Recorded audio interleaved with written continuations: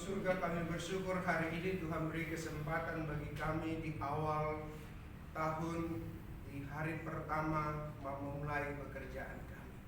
Tuhan, kami mau mendengarkan kebenaran firman-Mu yang memotivasi, menolong, dan menguatkan, meneguhkan kami. Biarlah Tuhan buka hati dan pikiran kami supaya kami sungguh mengerti dan memahaminya. Berkati hamba-Mu yang terbatas dan kami semua yang mendengar supaya diberkati. Dalam nama Yesus kami berdoa. Amin. Amin. Salam. Natal, selamat tahun baru. Kita semua. Kira segar-segar semua ya. Iya. Mantap. Iya. Saudara saya, mari kita membaca satu bagian kebenaran firman Tuhan dari Yeremia pasal 31 ayat 7 sampai dengan ayat yang ke-14. Yeremia pasal 31 ayat 7 sampai dengan ayat yang ke-14. Kebetulan ini buat saya tadi kemarin kerjanya Pak Posman, tapi Pak Posmannya nggak ada, saya lihat tahun baru ya. Iya, mari kita baca bersama-sama mulai ayat 7. Kita silih berganti ayat 7, Bapak Ibu, ayat 8 sampai dengan 14. Sebab beginilah firman Tuhan, bersorak-soraklah bagi Yakub dengan sukacita, bersukarialah tentang pemimpin bangsa-bangsa, kabarkanlah, pujilah, dan katakanlah, Tuhan menyelamatkan umatnya, yakni sisa-sisa Israel. Sesungguhnya aku akan membawa mereka dari tanah utara dan akan mengumpulkan mereka dari ujung bumi. Di antara mereka ada orang buta dan lumpuh, ada perempuan yang mengandung bersama-sama dengan perhimpunan yang melahirkan. Dalam kumpulan besar mereka akan kembali kemari. Dengan menangis mereka akan datang, dengan hiburan aku akan membawa mereka. Aku akan memimpin mereka kepada sungai-sungai, di jalan yang rata di mana mereka tidak akan tersandung. Sebab aku telah menjadi bapa Israel, Efraim adalah anak sulung. Dengarlah firman Tuhan, hai bangsa-bangsa, beritahukanlah itu di tanah-tanah pesisir yang jauh. Katakanlah, Dia yang telah menyerahkan Israel akan dimunculkan kembali dan menjaganya seperti gembala terhadap kawanan dombanya. Sebab Tuhan telah membebaskan Yakub, telah menebusnya dari tangan orang yang kuat, lebih kuat daripadanya. Mereka akan datang bersorak-sorai di atas bukit Sion. Muka mereka akan berseri-seri karena kebajikan Tuhan, karena gandum, anggur, dan minyak, karena anak-anak kambing, domba dan sapi. Hidup mereka akan seperti taman yang diairi baik-baik. Mereka tidak akan kembali lagi merana. Pada waktu itu anak-anak darah akan bersukaria, menari-nari beramai-ramai. Orang-orang muda dan orang-orang tua akan bergembira. Aku akan mengubah perkabungan mereka menjadi kegirangan, akan menghibur mereka dan menyukakan mereka sesudah kedukaan mereka. Aku akan memuaskan jiwa para imam dengan kelimpahan, dan umatku akan menjadi kenyang dengan kebajikanku. Demikianlah firman Tuhan. Iya, sedemikian jauh pembacaan firman Tuhan untuk kita pada pagi hari ini. Yang berbahagia adalah mereka mendengarkan firman Tuhan dan melakukan dalam seluruh kehidupannya. Tema kemarin itu di gereja itu dipakai istilah begini: menjalani tahun baru dengan optimis bersama dengan Allah. Menjalani tahun baru dengan optimis bersama dengan Allah. Saudara-saudara yang saya kasih dalam Tuhan Yesus Kristus, kenapa saya berpikir ini perlu? Karena saya kira di awal tahun kita harus bangun sikap optimis di tengah-tengah kondisi yang ada. Artinya kita baru menginjak beberapa hari, katakanlah 3 hari ini tentu masuk di tahun yang baru. Kita penuh dengan kelegaan, senang, bersukaria, dan segala macam. Tapi di tengah-tengah itu sebenarnya terbentang ada banyak tantangan yang kita hadapi. Artinya ketika kita Tuhan izinkan masuk ini untuk memasuki tahun 2021, itu kita diperhadapkan dengan tantangan. Namun saudara, kalau kita lihat di sini, sikap yang harus kita kembangkan, yang kita tanamkan di dalam hati kita adalah sikap optimisme.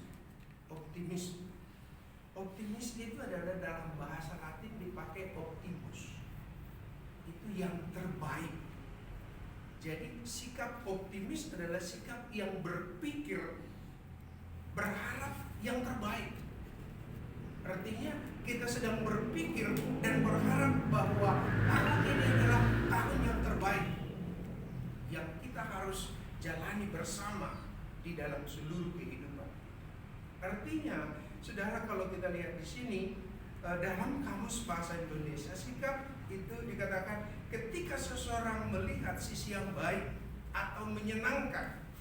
Sikap optimis membuat seseorang terus berharap bahwa hal yang terbaik akan terjadi. Jadi kalau seseorang optimis, dia selalu berpikir bahwa sesuatu akan terjadi dan itu lebih baik dari yang sekarang. Saudara, ini kondisi yang ada di sini yang dalam teks yang kita baca. Itu adalah ketika bangsa Israel berada di dalam pembuangan. Itu terjadi sekitar tahun 500 sampai dengan 700 sampai dengan 500 sebelum Kristus. Saudara tahu kondisi di dalam pembuangan pada waktu itu, bangsa Israel sebagai umat pilihan Allah dibuang di tengah-tengah orang yang tidak percaya. Perlakuan mereka terhadap orang Israel begitu tragis. Artinya terjadi sebuah porak-poranda dan sebuah tekanan yang luar biasa. Tapi di tengah-tengah kondisi yang seperti itulah Tuhan kembali berbicara kepada Yeremia, kepada bangsa Israel melalui Yeremia. Itu dalam teks ini untuk memberikan sebuah kekuatan, sebuah penghiburan. Nah, sehingga kalau kita lihat di dalam ayat yang 2 ayat 3 dikatakan, dari jauh Tuhan menampakkan kepadanya, aku mengasihi engkau dengan kasih yang kekal, sebab itu aku melanjutkan kasih setia kepadamu. Jadi Tuhan mau katakan kepada bangsa Israel, walaupun kalian berada di dalam kesusahan, tekanan yang ada, ingat apa yang kujanjikan terhadap Abraham itu tidak akan pernah hilang. Yang dijanjikan Abraham, Ishak dan Yakub itu tidak akan hilang. Itulah dalam ayat ini dikatakan, aku mengasihi engkau dengan kasih yang kekal. Jadi kendati pun mereka berada dalam pembuangan, kasih Tuhan itu selalu nyata dan Tuhan mau buktikan di tengah-tengah pergumulan, di tengah-tengah situasi yang sedemikian, kasih Allah itu tidak pernah berubah di dalam seluruh kehidupan. Oleh sebab itu dikatakan, sebab itu aku melanjutkan kasih setiaku kepadamu.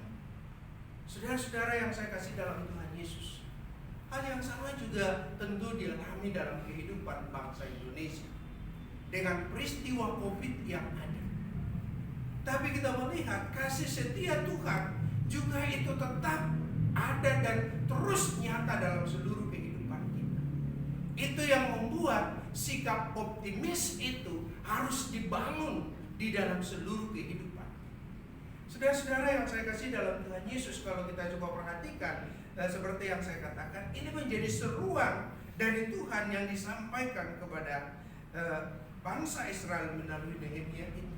Nah, ada 3 hal penting kenapa bangsa Israel di tengah-tengah kondisi yang seperti itu harus berpikir optimis. Dan juga tentunya kita dalam menjalani tahun ini, kenapa kita harus optimis? Yang pertama, sebenarnya apa? Dalam ayat 8 dikatakan di situ, Tuhan akan memulihkan bangsa Israel. Dalam ayat 8 dikatakan, sesungguhnya aku membawa mereka dari tanah utara dan akan mengumpulkan mereka dari ujung bumi. Di antara mereka ada orang buta, orang lumpuh, perempuan mengandung bersama-sama dengan perhimpunan yang melahirkan. Saudara-saudara, Tuhan sudah bahwa pemulihan itu Tuhan janjikan dalam kehidupan bangsa Israel. Artinya apa? kondisi kesulitan itu sifatnya tidak permanen. Tidak permanen. Bahwa tak kala Tuhan buang mereka ke Babel, itu bukan seterusnya. Tapi Tuhan mau mengajar mereka, membawa mereka untuk bergantung sepenuhnya kepada Tuhan. Maka kondisi itu bukan sesuatu yang sifatnya permanen. Saudara, coba perhatikan, yang dibawa itu siapa?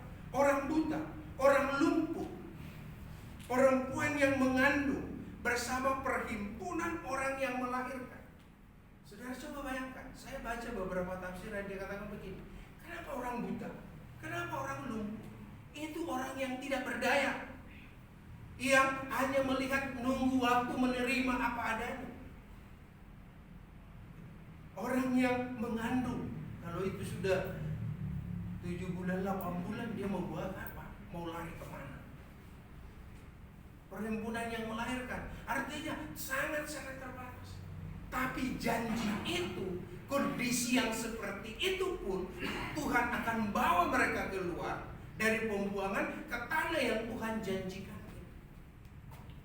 Artinya, di tengah-tengah kesulitan yang ada, di tengah-tengah persoalan yang ada, Tuhan hadir dan berjanji membawa sebuah pemulihan yang luar biasa. Itulah yang menjadi berita penting yang diterima oleh bangsa Israel pada waktu. Yang kedua, ayat 10 Tuhan katakan di sini bahwa di ayat 9, sebab aku telah jadi bapa Israel, Efraim adalah anak sulungku. Saudara, kalau kita lihat di sini yang kedua dikatakan Tuhan menjadi bapa bagi bangsa Israel. Bayangkan, nggak ada seorang bapa yang merencanakan sesuatu yang tidak baik bagi anaknya. Betul? Kalau ada yang merencanakan itu, dia udah stres, dia sudah gila itu. Bayangkan, dalam situasi seperti itu Tuhan katakan, saya ini bapakmu, Efraim itu anak sulungku. Dan Tuhan katakan, ini loh sebuah penghiburan yang luar biasa yang Tuhan nyatakan kepada bangsa Israel.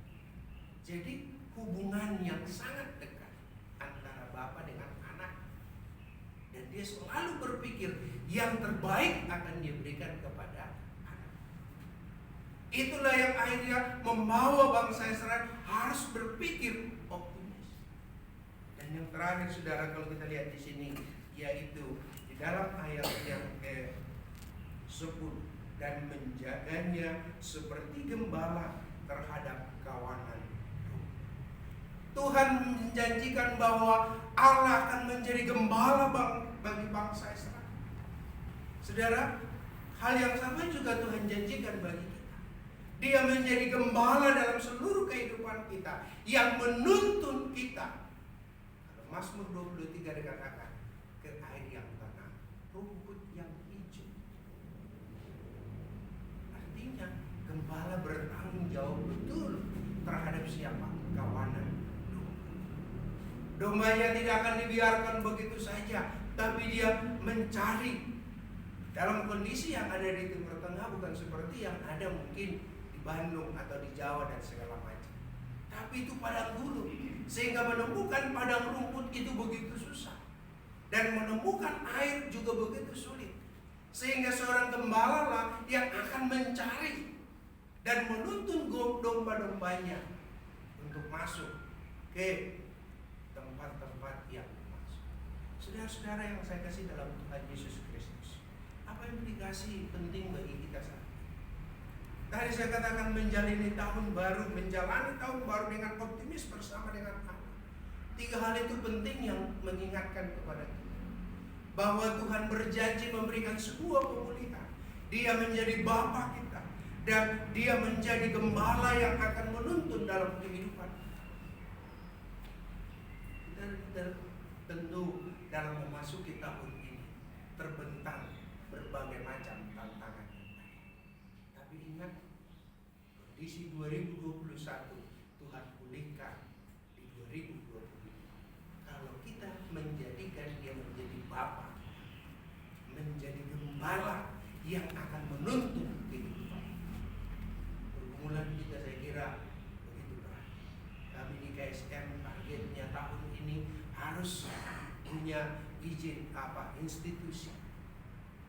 Harus target yang kami tentukan bulan Maret semua itu laporan harus masuk ke Banpen untuk program S2 pun itu begitu.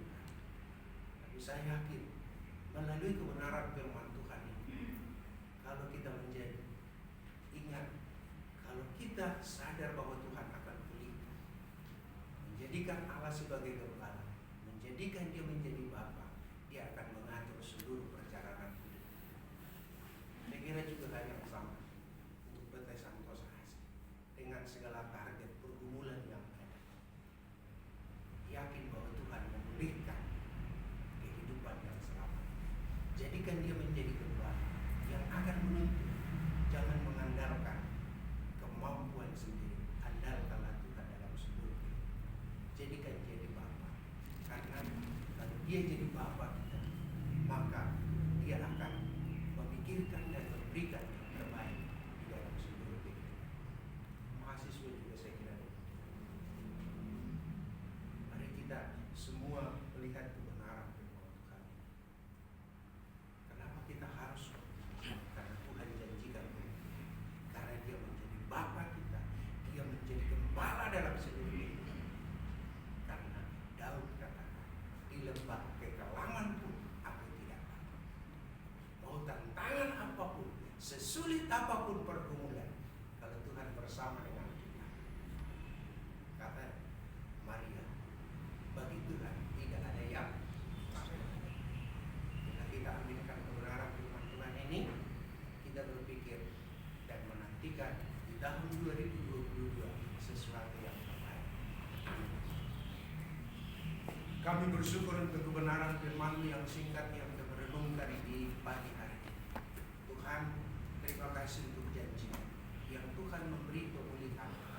Tuhan menjadi gembala dan Bapa bagi kami yang akan menuntun seluruh kehidupan kami. Tuhan, kami sadar kemampuan kami sangat terbatas, kecakapan kami melakukan segala sesuatu sangat terbatas dan begitu banyak tantangan. Tapi kami percaya Tuhan yang berjanji, kasih setia Tuhan tidak akan pernah meranjak dari kehidupan kami. Dan Tuhan yang terus berjanji memulihkan, menjadikan Tuhan menjadi Bapa dan Gembala di dalam seluruh kehidupan.